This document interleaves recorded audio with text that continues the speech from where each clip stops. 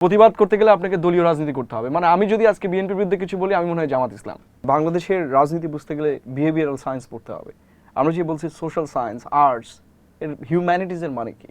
যে human is a text book and পৃথিবীর সমস্ত বই হিউম্যানকে এক্সপ্লেইন করে, দ্যাটস ওয়াই এটা হিউম্যানিটিজ।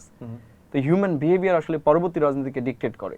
সো আমার যে বাংলার রাজনৈতিক ইতিহাস, সেখানে এই জিনিসটা বারবার ঘুরে ফিরে আসে। কীরকম আমি বলেছি যে চোরদের হাতে উঠেছে সমাজতন্ত্র। দেখেন আওয়ামী লীগ ফ্যাসিবাদকে ভ্যালিডিটি কারা দিয়েছে? এই যে আপনার অফিসের পাশেই অনেকগুলো বামদের অফিস আছে, তাই না? সব জোটে গিয়ে এই সমস্ত দুর্নীতিকে লেগালাইজ করেছে। সত্য কথা, এবং তারা দে আর পার্ট অফ ইট। অনেকেই আবার এটার বিরোধিতা করেছে। কেউ হ্যাঁ, 14 দলের ভিতরে অনেকেই আছে।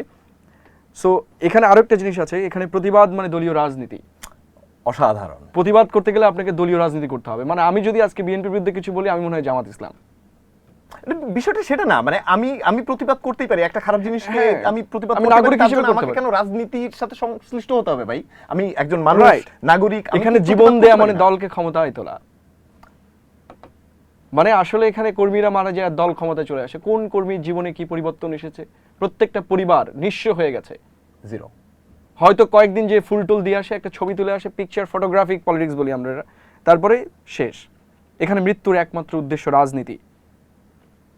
এবং আরেকটা কথা বলেছে, এখানে মৃত্যু পরিসংখ্যান মাত্র। পরিসংখ্যান জিনিসটা কি? সংখ্যায় 221 জন মারা গেছে।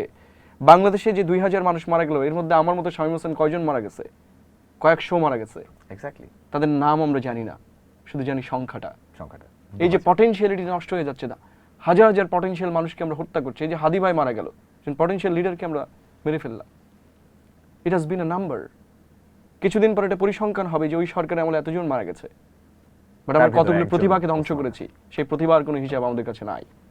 তারপর আমরা একটা ফেসবুকে স্ট্যাটাস দিয়ে যাই, অমুক নেতা মারা গেছে, তীব্র নিন্দা প্রতিবাদ জানাই, শোক জানাচ্ছি। বিরাট শোক বার্তা দিয়ে আমাদের কাজ শেষ, যাও ঘুমায়া। তো এটাই জাস্ট একটা স্ট্যাটাস। কবিতার পরের অংশটুকু শুনতে চাই। ওকে, এখানে বিপ্লব মানে আরেক ফ্যাসিবাদের হাতে ক্ষমতা হস্তান্তর। এটার বাকি আর কিছু বলতে চাইলাম না, it is already reality. So এখানে চাকরি মানে মাথা কেটে ফেলা, নিজেকে বেছে দেয়া। এখানে দুঃখবোধ মানে মোটিভেশনের বই বিক্রি। এখানে ধর্ম মানে বিচ্ছেদ, দলাদলি। সকল দর্শন, রাজনীতি, অর্থনীতি ব্যর্থ হবার সময় 21 শতক। এখানে কণ্ঠস্বর উঁচু মানে নিশ্চিত মৃত্যু।